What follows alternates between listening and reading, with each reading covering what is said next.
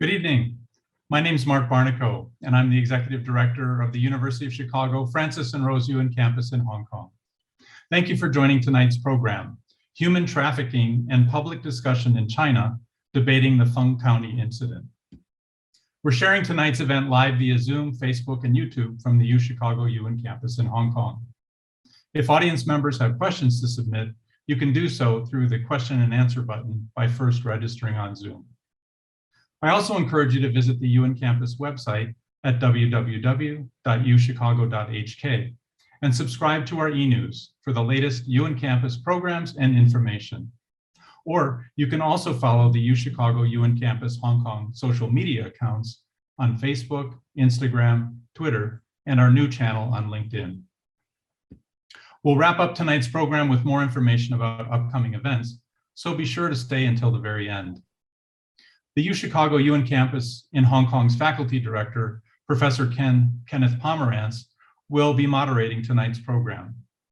Professor Pomerantz is a distinguished university professor of modern Chinese history and in the college. Professor Pomerantz's work focuses mostly on China, and he's also very interested in comparative and world history. Most of his research is in social, economic, and environmental history.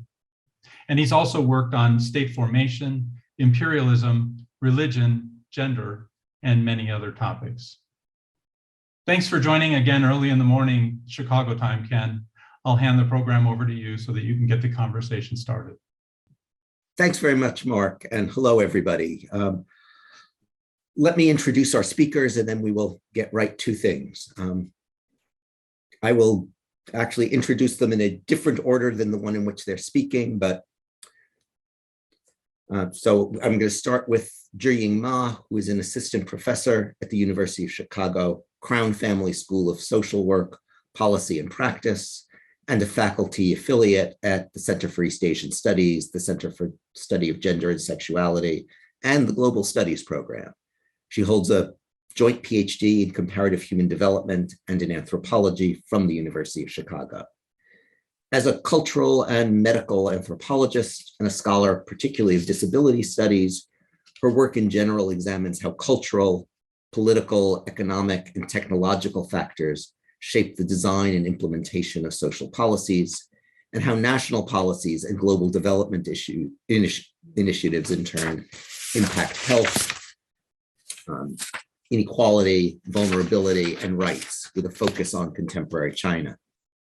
Professor Ma's first book, tentatively entitled Intimate Institutions, Psychiatry, Family, and the Mental Health Legal Reform in Contemporary China, examines families' involvement in the care and management of persons diagnosed with serious mental illnesses in China.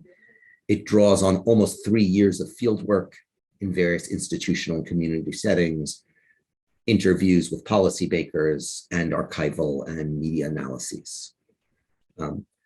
After that, we will go to Johanna Ransmeier, who is a social and legal historian of modern China here at the University of Chicago. Her current research investigates the expansion of legal literacy and the development of a Chinese legal imagination during times of revolutionary change. In the project, she asks what happens when citizens' legitimate expectations of the law get ahead of the ability of institutions to deliver on the promise of new legislation. What makes the law a site of both great aspiration and great disappointment? She also studies the surprising ways that crime and the law intersect with family life. Her first book, Sold People, Traffickers and Family Life in North China, discussed the transactional foundations of traditional family structures and the role of human trafficking in late Qing and Republican China. She received her PhD from Yale and now teaches at the University of Chicago. She was a fellow with the National Committee on U.S.-China Relations Public Intellectuals Program and a research fellow at the Academia Sinica in Taiwan. She also, in addition to being an associate professor of history, serves on the faculty board of the Posen Family Center for Human Rights. Last, but by no means least, Ruoyun is the Associate Professor of Media Studies in the Department of Arts, Culture, and Media at the University of Toronto at Scarborough. She received her PhD in communications from the University of Illinois and is associate professor of media studies and comparative literature. Her teaching and research revolve around media as an institutional, textual, and cultural set of practices, and as technologies of mediation. She focuses not only on textual and visual representations, but also on the materiality of these representations. Her scholarship has focused on these issues in China, at least so far. She's co-edited 2 books, Television Drama in China and Chinese Television in the 21st Century. Her monograph, Staging Corruption, Chinese Television and Politics, came out from the University of British Columbia Press in 2015. She's also published articles in areas such as the political economy of Chinese television, the relationship of Chinese writers to the market and the state, and internet-based youth culture. She's currently working on a second monograph, Gendered Scandals, Chinese Women and Digital Media. So welcome to all of you, and Professor Bai, we'll start with you. Take it away.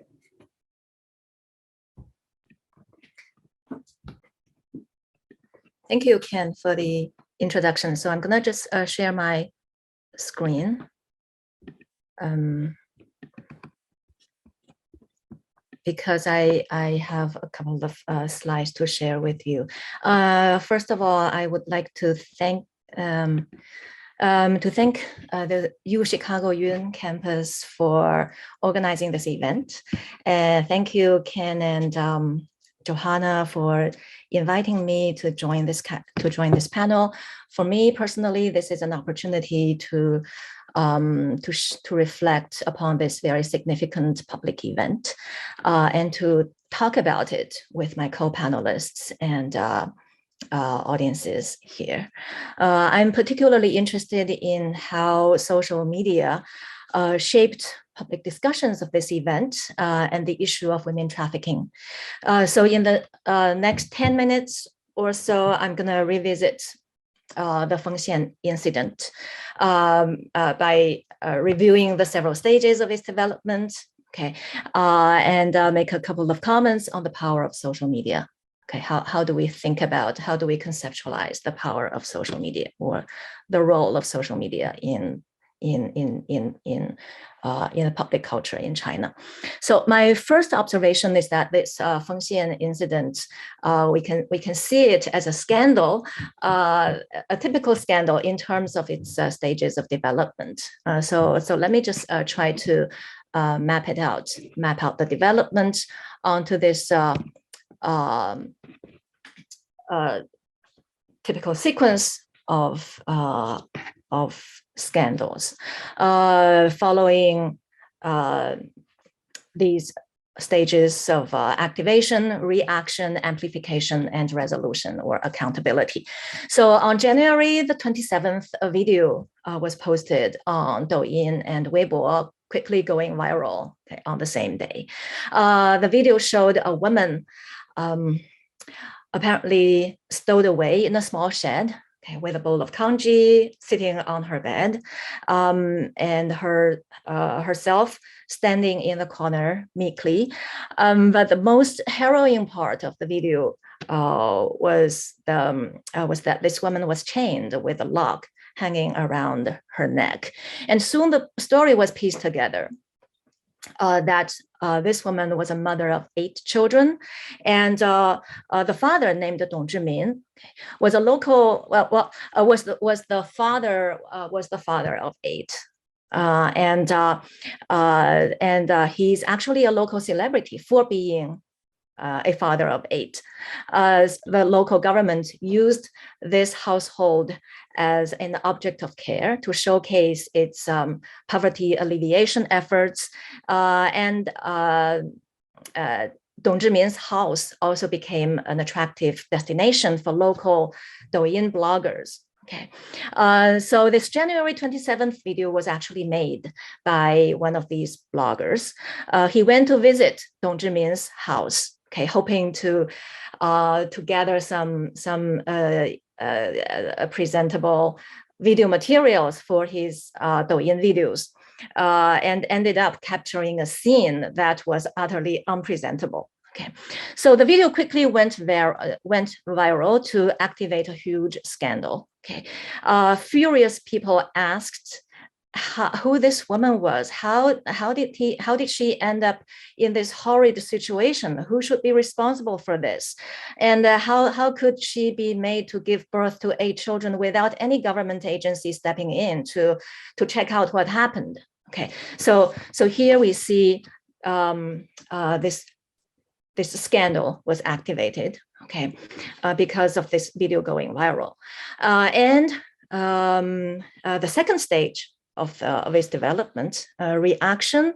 Once the scandal was activated, the local government reacted by issuing a number of official statements, okay, respectively on these dates, January the 28th, 30th, February the 7th, 10th, and finally February the 23rd. Okay, so these statements shared just one goal, that is to downplay the scandal, to minimize the gravity of the scandal, to place blame on specific individuals and make public attention quickly go away. Okay, aside from issuing these official statements, censorship efforts also stepped up, okay, to try to contain the scandal. But all these efforts ended up backfiring, okay, and causing the scandal to amplify even further. Okay, we see persistent citizen actions. These public discussions online are mostly aimed at seeking justice and accountability. Okay, I'm just gonna dissect the kinds of public discussions in a minute. So on February the 23rd, the provincial government issued the final report, the 5th report, okay, which marked the final stage of the scandal, okay, the resolution, accountability, or maybe the lack of resolution or accountability. So even though the report still triggered a lot of anger and disbelief among much of the public, it seems very clear at this moment that the government is not going to change the official version of the story. Okay, and criticisms are either oppressed, okay, or simply ignored. Okay, so because we want to focus on public discussions on social media, I quickly came up with several categories of public discussions. So what did people do actually, okay, to push forward, okay, this event online? Okay, so in one direction, okay, people asked questions, factual questions about Xiaohua. The Xiaohua is the official, according to the official version of the story, Xiaohua is the name of the chained woman. So finding facts about Xiaohua, who is she? What's the true identity of Xiaohua? Is she really Xiaohua? Is she Zhiying, the missing girl from Sichuan? How did she end up here? And who sold her? What happened to her? So there's this factual finding going on. And secondly, there is also gathering information about not just Xiaohua, but also similar cases. Okay, similar cases to so that, well, in history and at present, so that people can become better informed about the issue of women trafficking. Okay. So here, people asked about how many other women suffered, okay, or are suffering from a similar fate, and gradually, people have discovered or rediscovered a lot of old cases from previous media exposés, old court files, films and documentaries, academic and official publications. Okay, and a third type of citizen actions is to voice cultural and political critiques, calling for institutional and legislative responses, including feminist activists and activists who are mostly angry about government responses and more directly towards the state. Okay, and another type of citizen action is to simply express personal empathy and actively engaged, personally engaged with Xiaohua through critical reflections upon one's previous ignorance or inattention to the issue of women trafficking, or sharing one's own experiences, one's own experience of being trafficked or being nearly trafficked. Okay, and or sharing trafficked women's stories as personal witnesses. Okay.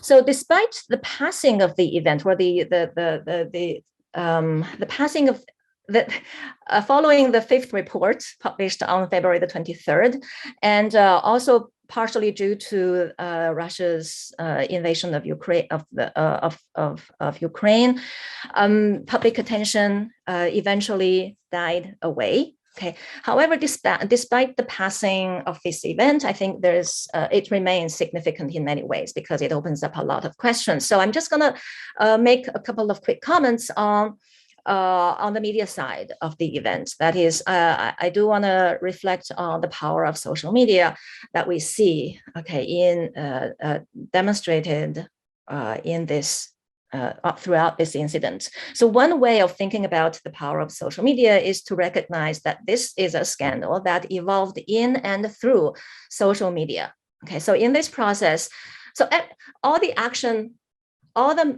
major actions seem to be playing out, okay, in the space of social media. And what's mostly fascinating is that the mainstream media are largely bypassed, and they simply have lost the gatekeeping and agenda setting power. Okay. Many scholars have also commented on the power of social media in social movements and social activism. So I'll just very quickly go over this. In this incident, we see how social media facilitated online justice seeking through mobilization and circulation of public emotions.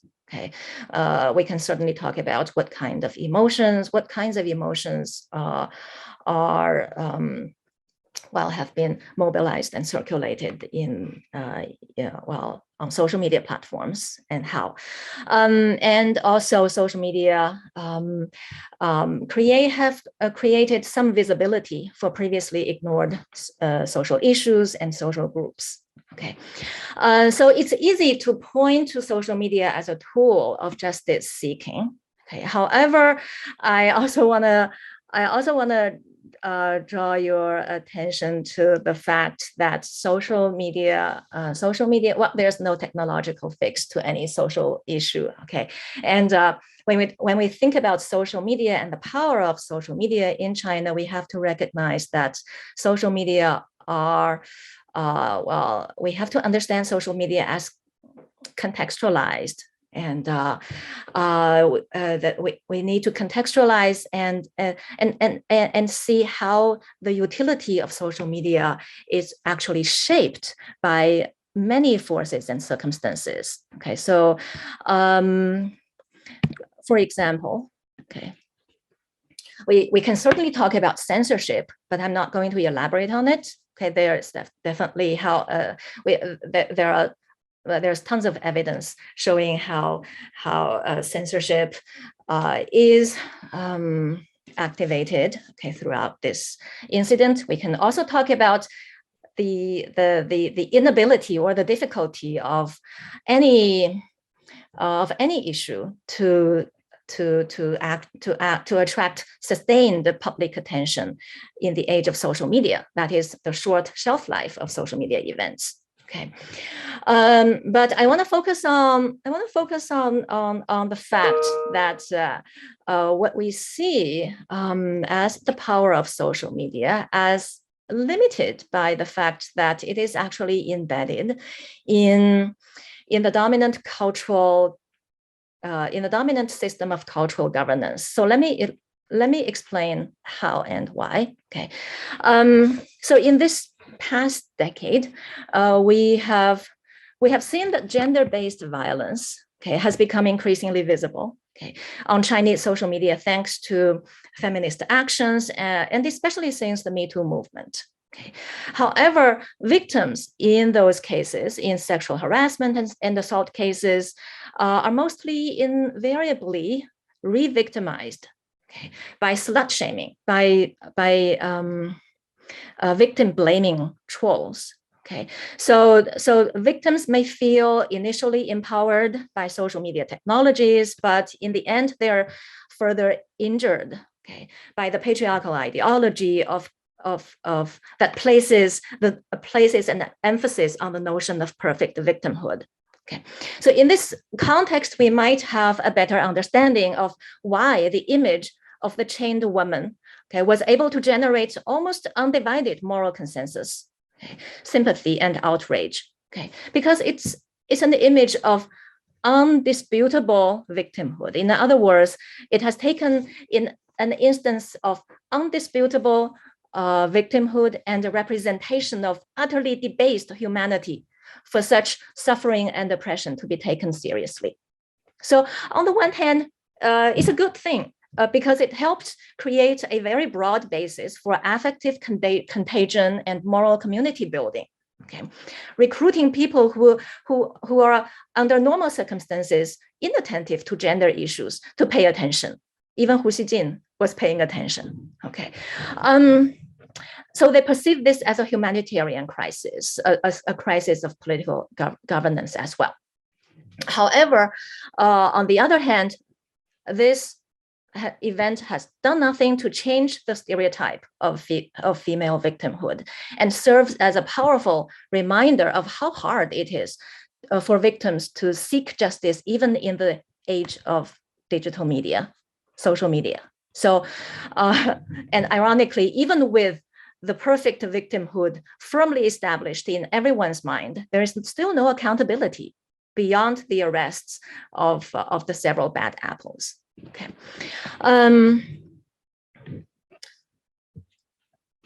So to some extent, I would argue that yes, this event has demonstrated this power of social media, but in a way, I think I would argue that it's almost like an anomaly. Okay, given how deeply embedded Chinese social media are in the system of political governance, in the system of cultural governance. Okay, it's almost like an accident that this Feng incident actually happened. Okay. But having said that, I think there is still we can still talk about the larger significance of the event. Okay, it helps direct attention to a previously invisible issue that is unmistakable. Okay, this is what we call spotlighting. Okay, shedding spotlight on a previously invisible issue. Okay, invisible to the general public. Okay. And another way of thinking about the larger significance of the event is to recognize how it opened up a limited space for important conversations, which is also why we have our co-panelists here to shed light on these very, very important issues, women trafficking, mental health, and how these issues intersect with other pressing social problems, including other types of gender-based violence. So my co-panelists will help us think about these issues in a second. And lastly, the larger significance. Speaking of the larger significance, I would echo Professor Wang Zheng from University of Michigan that through this event, a super sign was created, the super sign of the chain and the log, and it has become a symbol it has become a symbol of human bondage and confinement. And we have certainly seen the spillover effects of this super sign, because the super sign is not just applied to this specific incident, but elsewhere in other cases of social injustice. Okay, so I'm just gonna stop here, and I'll be happy to take questions from you. And next, we're gonna have Professor Johanna Ransmeier to talk about this issue of human trafficking from a historical and cultural perspective. Hello, thank you, Professor Bai, and also thank you to the Center for hosting this event. I'm going to talk a bit about what is old and what is new. And in my conversation about what is old and what is new, I hope I'll also reveal some of the tensions in the resolution that came out, or sort of put scare quotes around it, the resolution that came out of this moment and what that might mean moving forward. In my own work, what I've discovered is that trafficking in people has been embedded in Chinese society for a very long time. This is something that meets different populations with a different degree of acceptance. Some people say, yes, of course. Some people say, well, it's not trafficking in the sense of slavery, it wasn't for money, or it was just a routine exchange of gifts involved in marriage. One of the things that I've demonstrated looking at historical cases of human trafficking is that, with the exception of childbirth, the way people entered or left a household almost always involved the exchange of money or goods and mediation by a broker. So transactional family building mechanisms have been essential to Chinese family construction for a very, very long time. It could be found at the heart of late Qing and Republican period family life. The notion that a person had a price and that women were both property and a household investment was in fact not even particularly troubling, because it could alleviate family distress in rough times. It starts showing up in the courts more after 1910, which is the year in which China issued its final, for the duration of the next 80, 90 years, its final abolition of human trafficking as a kind of textual legislative action, because you start seeing police take more actions. And so in the Republican period, there are an enormous number of cases that show up where you see police officers and judges debating the issue of human trafficking and whether or not something is a legitimate family arrangement or a transactional, something that is a trafficking arrangement. That is to say, it was routinely tolerated and facilitated by community networks as something that was seen as a legitimate remedy. It was also something, and I'll get back to this at the end when I introduce Professor Ma's work, it was seen as something that could address problems of times of crisis. When the Chinese state on the macro societal level was encountering some kind of enormous problem like flooding or famine, trafficking is a remedy that steps in to solve that problem. As I mentioned, the legal context for this was that even in the Qing, selling people could be illegal in principle, but accepted as a necessary tool for survival. In the original Qing code, there are statutes that forbid the selling of people, and then sub-statutes that articulate exceptions or different forms of leniency that might come into play. I ended up concluding that what you see in the record where the archival record really explodes in the Republican period is that almost every household in North China, the area where my lens was focused for my first project, had some way of accessing this trade. And so it was something for which people were broadly aware, even if they themselves were not participating in it. They knew how to identify traffickers in their midst. They knew how to engage their services. The prevalence of trafficking, of course, does not mean that all women were sold. In fact, patterns of marriage can be very crudely divided into marriages where people brought dowry into their marriage or marriages where bride price was exchanged. Now, this suggests that there's a deep historical root for something. The other part of the historical root is that the sex ratio discrepancy that we see in China was something that existed before the one-child policy and was in fact dominant at different moments in China's history. So a shortage of women also was critical to fueling the idea that people could be sold, that women were valuable, and that it was a legitimate thing to do. What we see today, though, is in many ways also new, and as Professor Bai has articulated, the incredible surge in public attention and demand to address the problem. The outcry over the Feng County case, I hope, shows that many Chinese citizens no longer find it acceptable for the burden of family construction at all costs to fall exploitatively on women's bodies. However, so long as modes of family production and reproduction are tied to exploitative mechanisms, whether that be traditional patriarchal structures or skewed sex ratios or high pressure to marry under family planning, or family planning that reduces births and raises the value perhaps of access to children and a fertile wife, human trafficking has a way of persisting. The modern Chinese state's interference in family and reproduction, among other things, created an incredibly skewed gender ratio and a set of perverse incentives that may have facilitated trafficking to the present day. It also made it harder for well-intentioned officials to address the problem of trafficking. And as a note, it seems possible to me that since shortage and demand rather than surplus people is what drives markets, a policy that puts emphasis on reproduction could have extremely challenging effects on the market for people. So this raises the importance of this from a state perspective as well as from a social media perspective. This is an incredibly difficult issue. As Professor Bai noted, the case of Hua Xiaomei, when it appeared in the media at first, and when the Feng County officials first responded to it, their instinct was to deny that it was even trafficking. And there was this series, she outlined in her PowerPoint, the series of announcements from Feng County and then eventually up to the Suzhou city that eventually conceded that human trafficking had taken place and eventually resulted in an investigation into Hua Xiaomei's DNA, tracing her all the way back to Yagu County in Yagu Township, Village Township in Yunnan. And one of the things that's interesting in this moment was the amount of social media engagement being so high meant that you had a lot of mobilization of citizen journalists and people who were going to the site to investigate.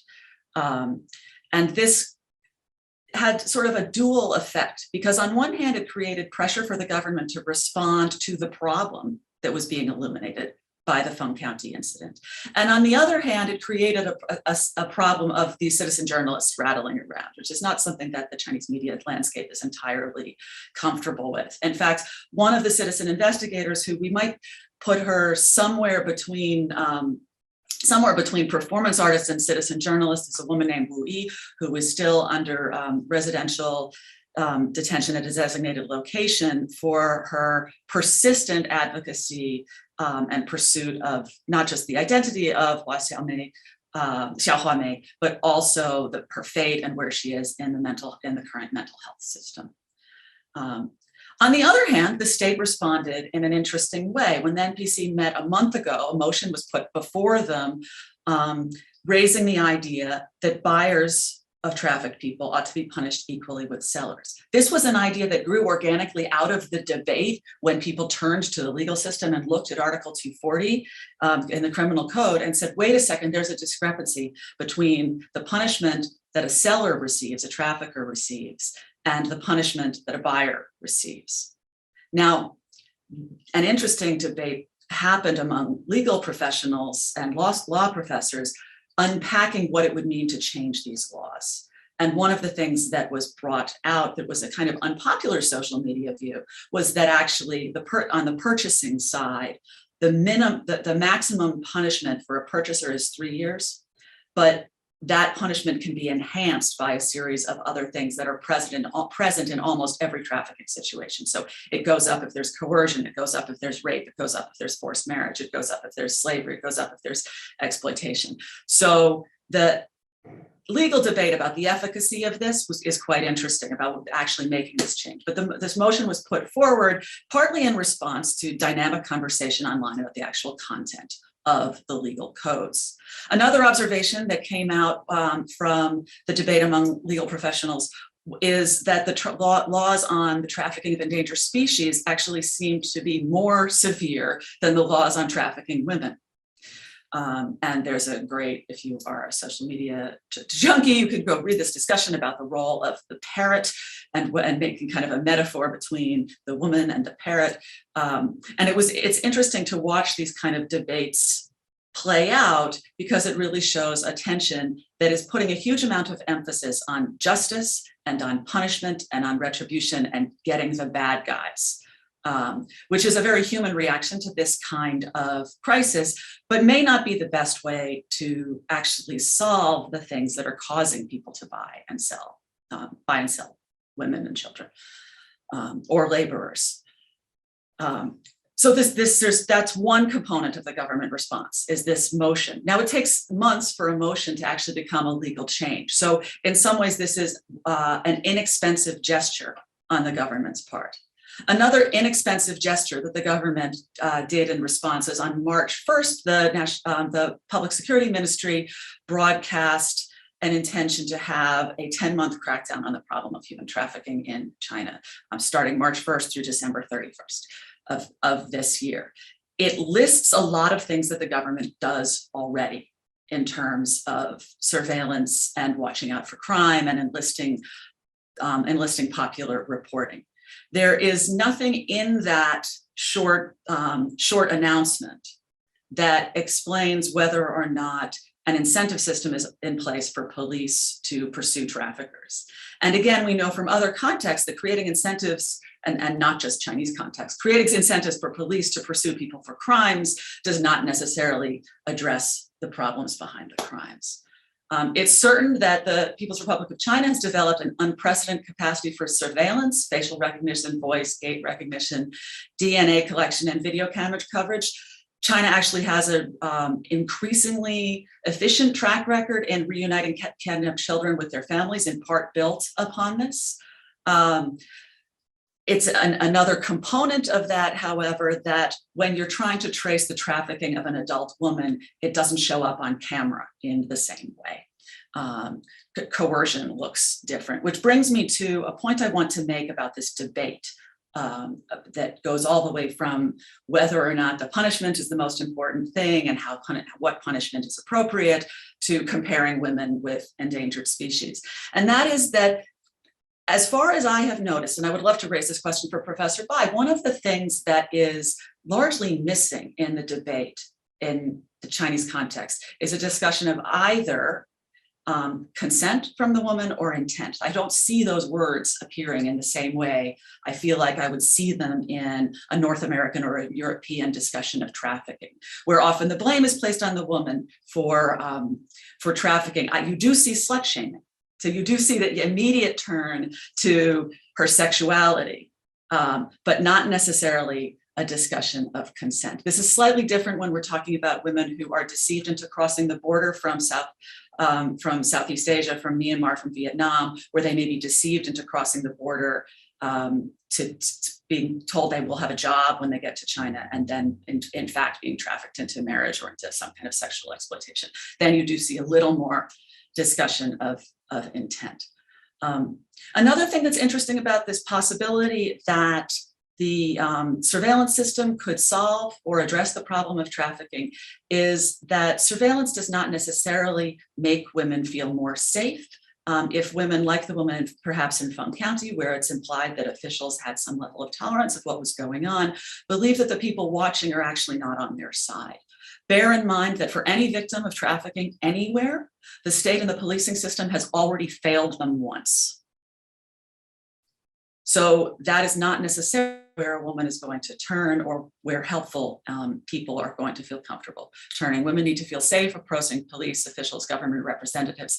That kind of sentiment is hard to accomplish, and not necessarily accomplished with cameras. A parallel to think about here is the way in which fear of ICE in the United States helps brokers and illegal immigrants keep control over their laborers.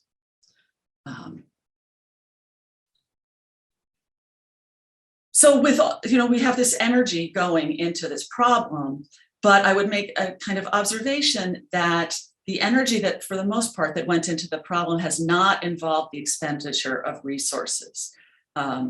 In the Feng County case, we see citizen-driven investigations. It's been really eye-opening for urban women in particular to realize the extent to which these practices persist. Xiao Huamei's case in Feng County triggered a kind of rural Me Too movement, unifying two populations of women that haven't so explicitly shared interest in the past. It was enlightening to people about the many Chinas that exist within China.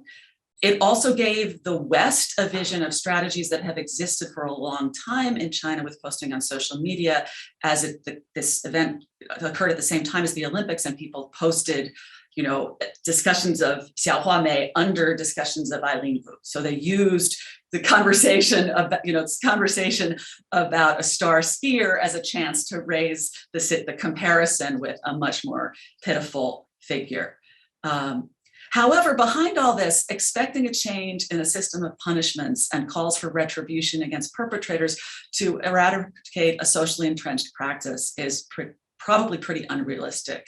What I found historically is that clever brokers and traffickers will find a way to carry on so long as there is a demand for women or children, and so long as the perception is that it's right and okay to construct a family using these kinds of mechanisms. And here this gets to that question of intent. I think many buyers assume that if a person is available for sale, where they're coming from must have been hell.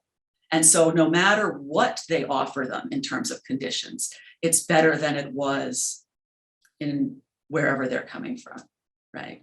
And then it's important to remember that in the context of surveillance, being out of place feels dangerous in China because of surveillance, because of hukou. If you know that you're not where you're supposed to be, it is not a comforting situation to be in.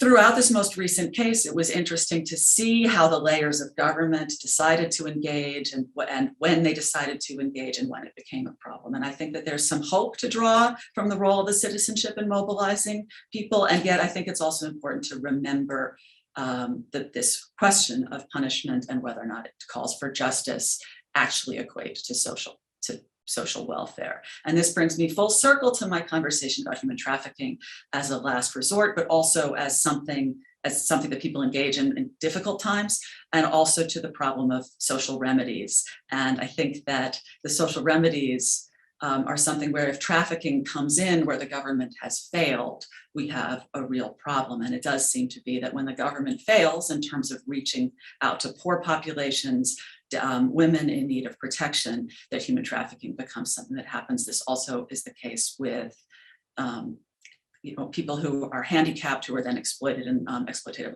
labor environments. And I think makes for an interesting transition to our discussion with Professor Ma over the incredibly large challenges of addressing mental health, especially for women in China today. Thank you so much, Professor Ransmeier. That's and both of you are just presented tough acts to follow. So I'll just attempt to speak and make a few points about mental illness in this case. And as an anthropologist, but also a person teaching at a social work school, I'm going to talk about mental illness both as a matter of representation and the contestations around it, and mental illness as an experience and a need for care. So obviously, mental illness is a very central point of discussion in this case. People talked about the mental status of the woman under chained quite a lot, because initially in the discussion and the family presentation, the woman was portrayed as mentally ill, and there is a lot of discussion about whether or not she's actually mentally ill. And I don't claim to know the facts, because I don't think, like, besides a few people internal to the incident, we actually know what's going on. But I'm interested rather in the discussion around it. So I think one thing I want to I find very interesting is that in this case, mental illness or madness of this woman becomes a symbol of the social ill, and it offers a platform for everyone, for the general public, to talk about the problems and the oppressions facing women in China today. And it reminds me of the figure of the mad woman in the attic in the 19th century British and American literature, especially exemplified by the character Mrs. Rochester, who was hidden in the attic, and who in Charlotte Bronte's novel Jane Eyre. And so she and a series of figures like her were taken to represent women who could not fit into the society in 19th century Britain or other societies, and were seen as doubles for the characters such as Jane Eyre. And of course, through the investigation of literary critics and through the representation of Charlotte Bronte and other writers, these mad women in the attic were also representative of the suffering and exploitation of women at the time.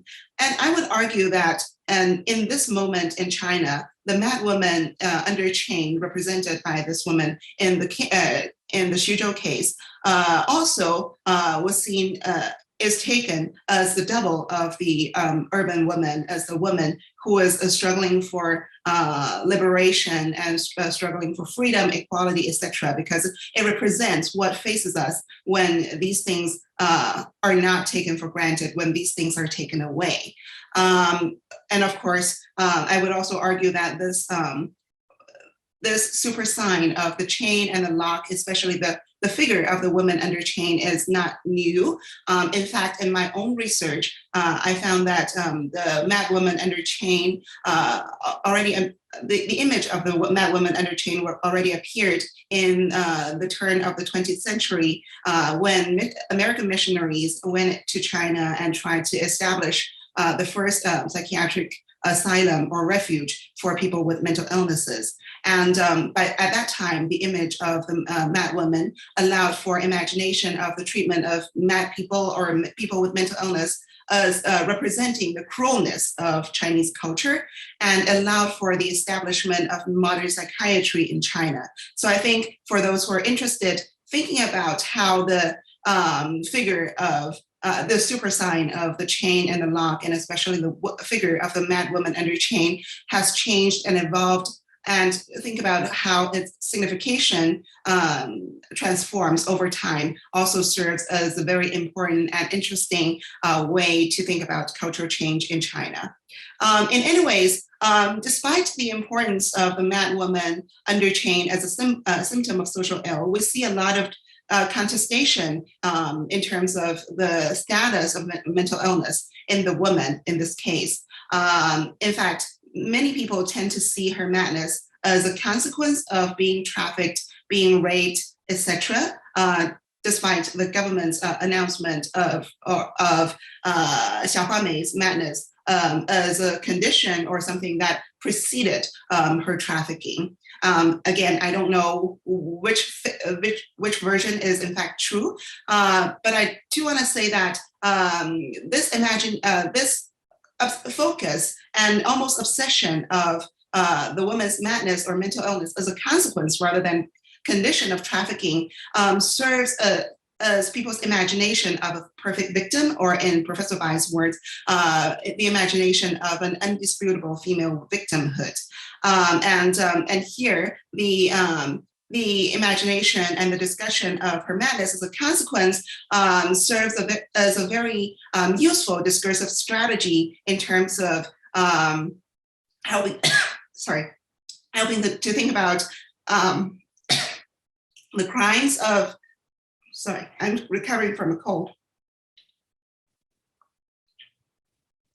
Helps to think about the imagination of the perfect victimhood serves as a kind of accusation of the crime that is inflicted on the woman, and especially because many people argue that if that woman is mentally ill, and especially mentally ill after she is trafficked and she is raped, etc., then there's no reason why she continued to give birth to 8 children, right? So her mental illness then also serves as a way to criminalize the sex and marriage that happen to women who somehow have gotten mental illness as a result of their suffering.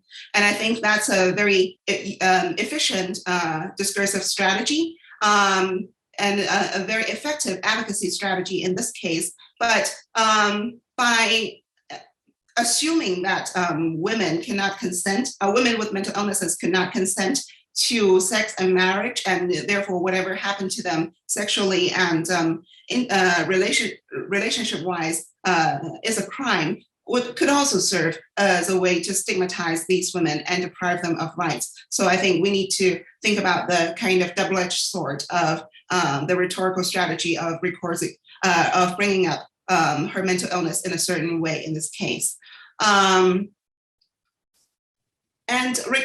And that is a part of the mental illness as a representation. And now let me come to the part of mental illness as experience and need for care. And I don't think these two are separated in the sense that, well, even though people in the public are very much focused or even obsessed with the point, with the possibility of her madness as a consequence, previous research shows that women with mental illnesses, of course, mental illness could be a common consequence of being trafficked, but also women with mental illness are more likely to be trafficked in the first place. According to research in 2019, that looked at over 1,000 verdict around trafficked women in China. The research found that over a quarter of the trafficked women had mental illnesses and also intellectual disabilities. So they had a particular vulnerability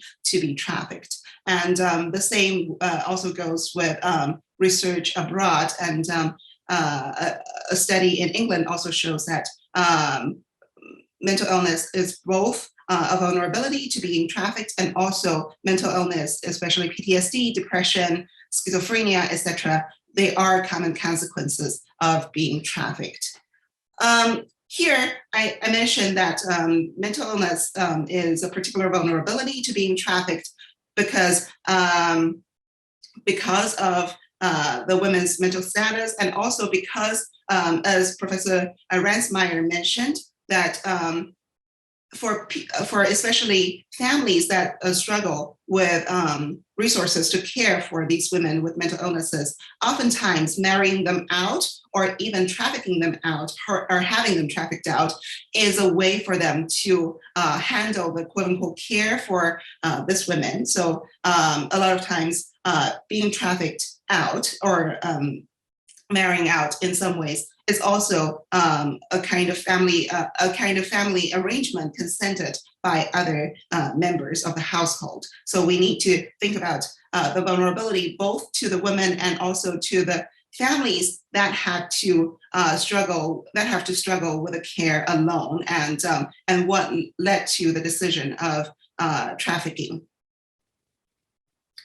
And also, I think there's an important and interesting contrast, being that in urban areas, according to my research, women with mental illnesses, especially with serious mental illnesses, they're often seen as carriers of genetic and reproductive risk, and therefore they're seen as dangerous and unfit mothers, and discriminated as such in the marriage market and also in family decisions around reproduction. But in contrast, in areas especially where the sex ratio are skewed, women with mental illnesses are especially easily exploited as people who can provide reproductive resources. Right. So I think that there is a very important urban-rural contrast to be aware of.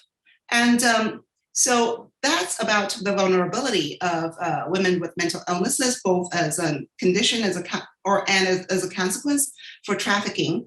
And another point that I find interesting is that regardless of whether mental illness is a condition or a consequence, the fact that the woman in this case was chained, it should have triggered some policy responses, because according to the National Community Mental Health Program that was established in 2004 under the name of the 686 program, and has been put in full force, especially since 2010. People with mental illnesses who are chained by their family members should be reported and should be freed immediately upon the discovery by community mental health workers, and then taken to proper care, especially in a psychiatric hospital. And but that obviously didn't happen in this case until later on. The government, local government, was trying to do something in response to the large media focus, right? So why is that? To discuss that, I think we need to pay attention to the situation facing the whole population of people with serious mental illnesses in China. So according to official estimate, there are over 17 million people with serious mental illnesses in China. And by the end of 2018, there were about 6 million who were registered with serious mental illnesses, because the registration allowed the government to monitor them, to provide them with medications, and to intervene in family care, etc. So there is an apparatus that comes with a kind of registration, as I mentioned, to provide services and to presumably intervene in the kind of family mistreatment, and especially in the form of chaining and locking. And indeed, the National Mental Health Program that I mentioned, it first started with the project of unchaining these people with mental illnesses. But research also shows that despite the achievement of that Unchained project, which did free some people with mental illnesses and brought them to psychiatric care, those people were actually often faced rechaining when they went back home. And a lot of people in my research with community mental health practitioners in China also show that a lot of people with mental illnesses, when they were discovered to be underchained by community mental health practitioners, they weren't even offered the possibility of being unchained and sent to psychiatric care. And that, I argue, is because people with mental illnesses are seen by the Chinese government as sources of danger, and as people who carry various types of risks, such as risks to public security, risks to the kind of reproductive fitness of both the family and the country, etc. So as such, they're seen as having to be managed and even constantly contained by either the family or the psychiatric hospital. So for one, many localities that don't have enough public goods, such as hospital beds, would just see that, since they are going to be managed and contained regardless of where they are, they might as well just be stay in their family. And on the other hand, some families might also think of the hospital, because of prior experiences, as an unpleasant place for people with mental illnesses, and thus even sort of like the chaining situation in some desperate condition might be like more humane than a psychiatric hospital, and as such refused the community mental health practitioners' offer to have them taken to hospital for a brief period of care. So because of the understanding, both the governmental and the public understanding of people with mental illnesses as sources of danger and having to be managed, etc., and because of the government's either unwillingness or sometimes inability to provide for these public goods, the option for arrangement for these people with mental illnesses is oftentimes limited to staying either in hospital or family,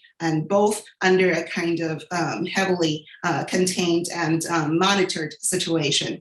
And so I would argue that the solution to the fate for many people with mental illnesses in China, including the women in this case, is not just to free them from family confinement, from the chain inflicted by family members, but more importantly, to think about our responsibilities of care as a collective society, and especially to offer community care and to imagine independent living for people with mental illnesses as a solution. Otherwise, as we've seen in this case, what happened to the woman is that in response to the public outcry, the local government just took her to the psychiatric hospital and put her there so that she wouldn't be able to contact people outside of the village or even outside of the family, and which is an equally problematic situation than as the situation facing her in her home. All right, so that's sort of like thinking about what's a solution for the welfare of people with serious mental illnesses in China as a whole.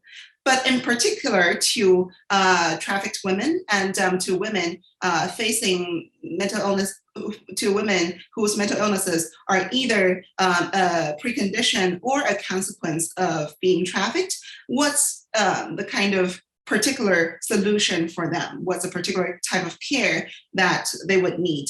I argue that this is a very apt opportunity, one, for us to think about how to strengthen the protection of victims of gender-based and domestic violence in China that have been under discussion since the passing of the anti-domestic violence law a few years ago. That law, of course, recognized domestic violence as a crime and also offered a variety of protection mechanisms such as shelters, etc. But if you go to any city in China, you would find that shelters for these women are often underutilized, and not because there's a lack of victim of domestic violence, of course, but because of various barriers to access and various processes in the justice system, in the social service system that re-victimize and re-traumatize these women. So one thing that this case invites us is to strengthen the protection of trafficked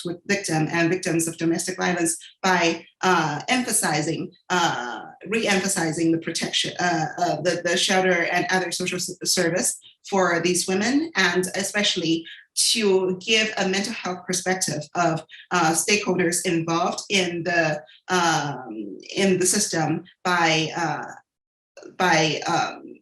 giving them the tools to provide trauma-focused care, trauma-informed care, and also by giving them awareness of the potential mental illnesses involved in these cases to avoid re-traumatizing these women, and also to provide the trust and the accommodation for the women who are vulnerable. So these are the things that I think practically should be involved in when we think about what's next, and when the Chinese government has promised to do more, to step up in freeing and in rescuing these trafficked victims. I argue that a whole slew of social services should be in place to protect them and to be mindful of their vulnerability. So with that, I'll give the floor back to Ken and for a collective discussion. Okay, thank you very much, all of you, for those presentations. They did run a little longer than planned, so I think what we're going to do, rather than choose among the long list of questions, is just go to a quick lightning round. And it really does have to be sort of a lightning round, in which I'll ask each of you just quickly to reflect on points that you heard from each other that you thought were particularly worth emphasizing, or perhaps that you disagreed with. So why don't we start once again with by Ruoyun. Sure. Thank you, Ken. Thank you, Johanna and Zhiying, for the very helpful presentations. Fascinating. I learned a lot, and I want to just I just want to make a comment on each, and maybe just a question for each.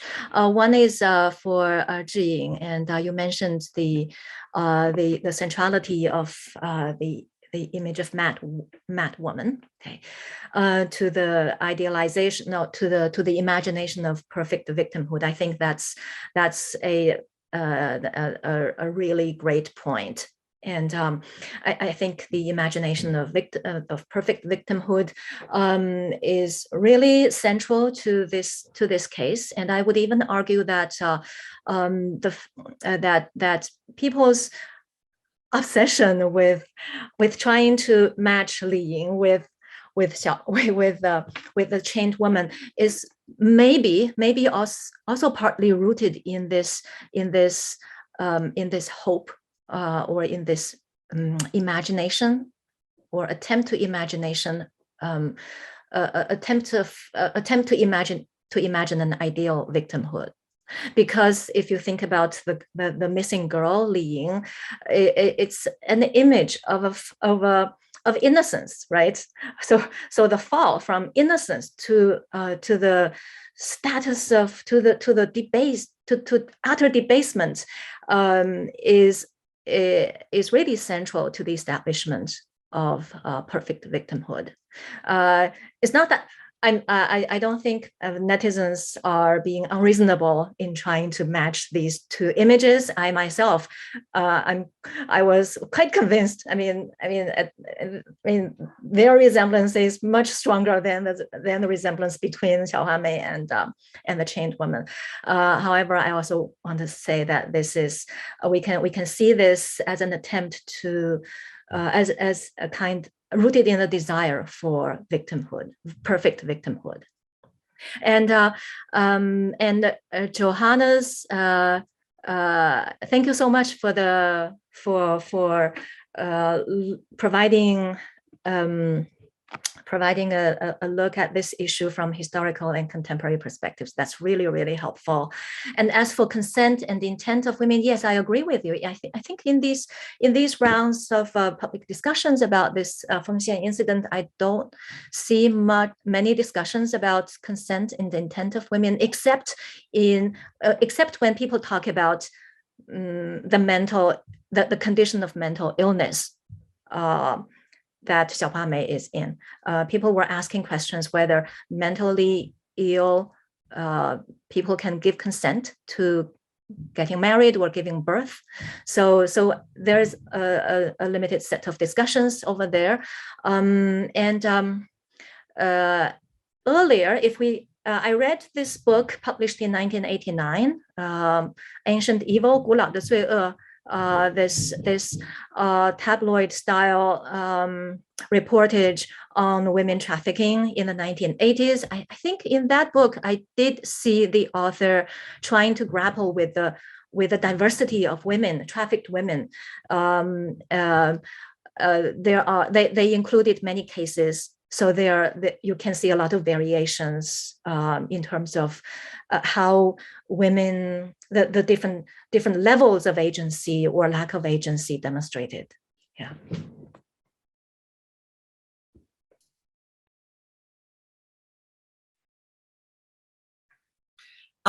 Very quickly to respond, I have already told I've already told Ruoyun how much I think that this idea of the perfect victim is an incredibly important analytical tool for understanding both popular response and government response.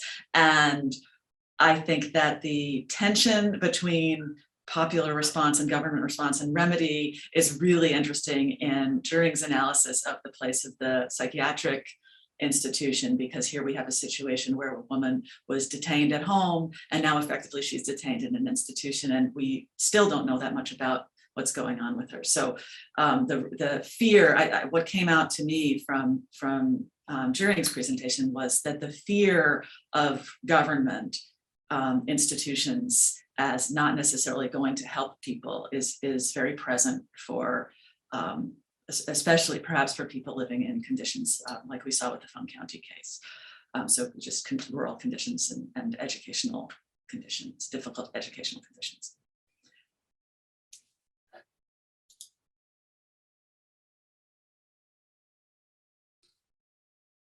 I feel like I've already said a lot. So Ken, do you want to go to some questions? But I do think that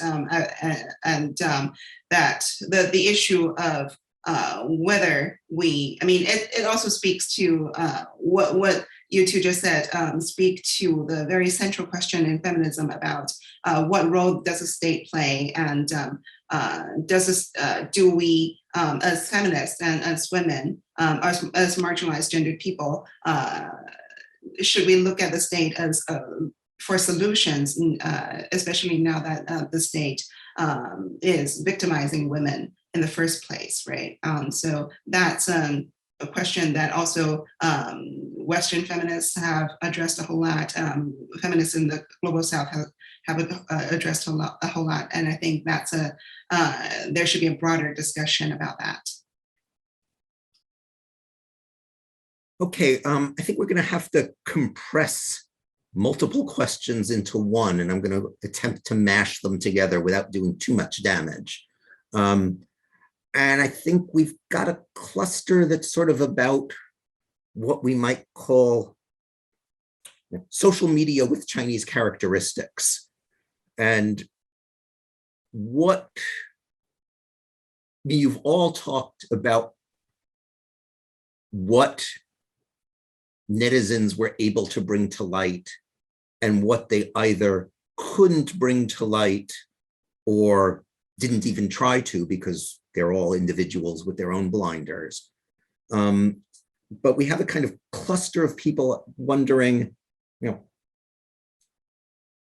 a sense, what you think the bottom line is about the potential of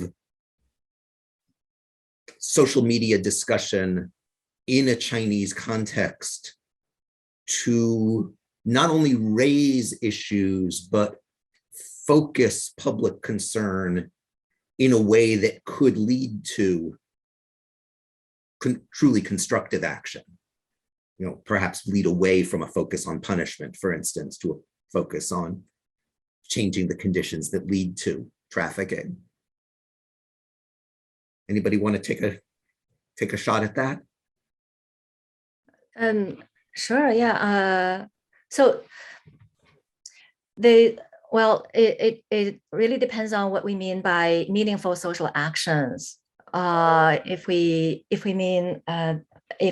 by that we mean effective immediate social changes, I don't think social media can immediately followed by any meaningful social changes. I think social changes take time, take institutional building, cultural reform, and I believe what social media, one of the positive things that we see social media are doing is to open up spaces for discussions and raising questions. Yes, the space is limited, but our hope is that we can just keep the conversations going to as much as possible inform people, okay, collectively, can make us better informed about the complexity and the importance of the social problems.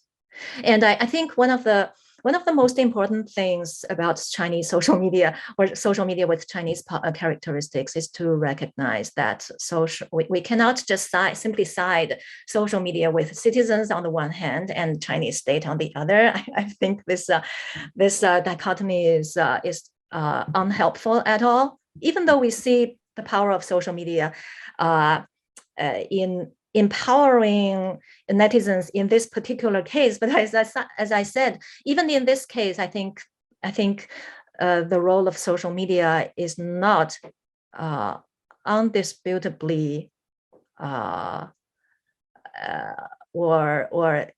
there is still, we can still talk about so the very multifaceted, ambivalent role played by social media. Okay. Yeah, I'm interested in what Zhiying and Johanna have to say about this.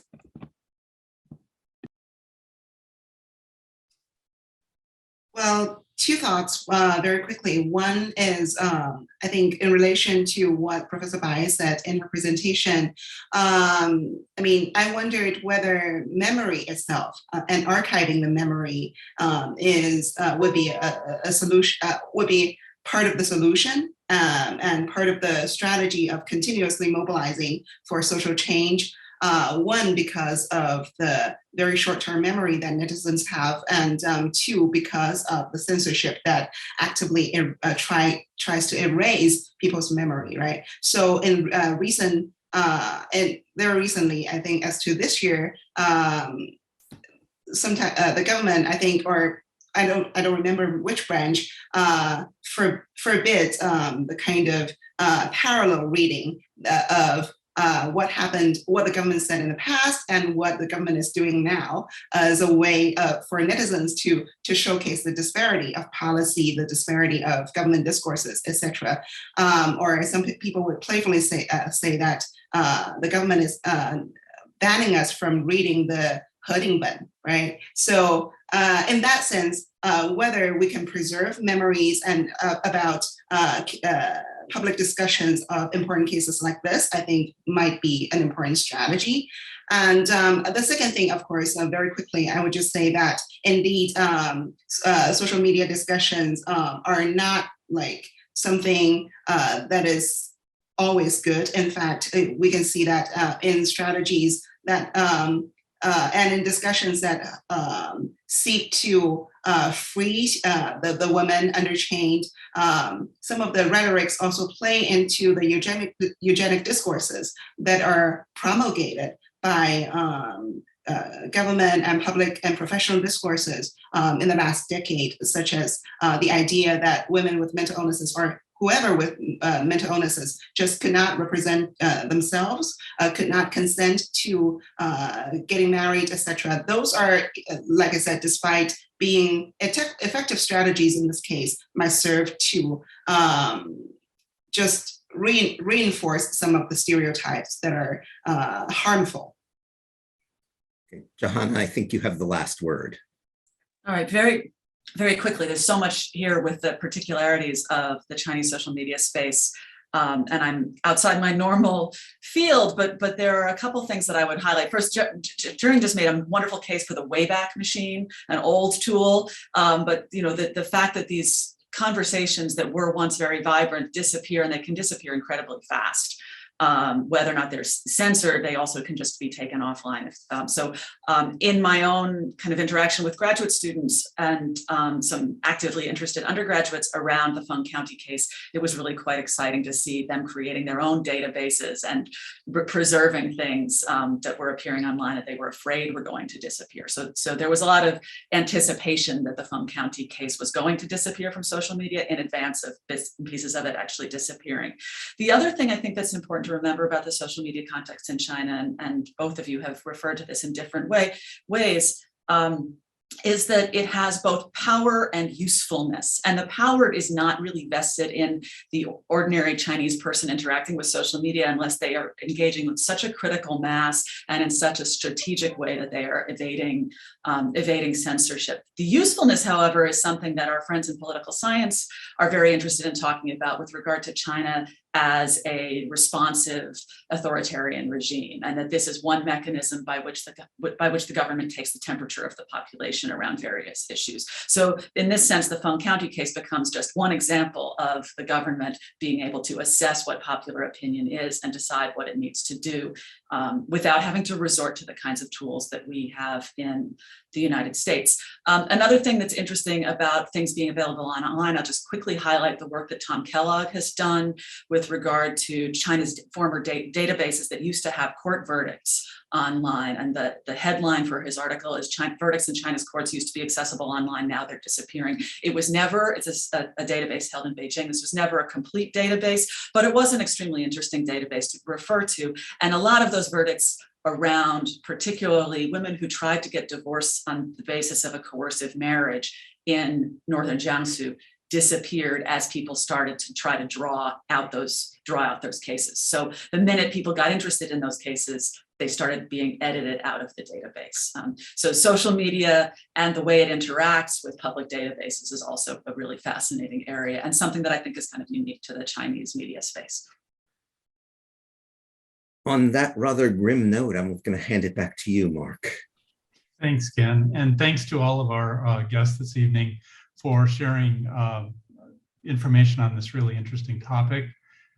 We have more webinars lined up coming throughout May and in June. I'll tell you about one of them May 19th at 8:30 p.m. Hong Kong time. We'll have a program on the next explosive leap with the Greater Bay Area policies. Make sure you follow us on social media or our Yunnan campus website for more information about our upcoming programs. Have a wonderful evening or day wherever you may be.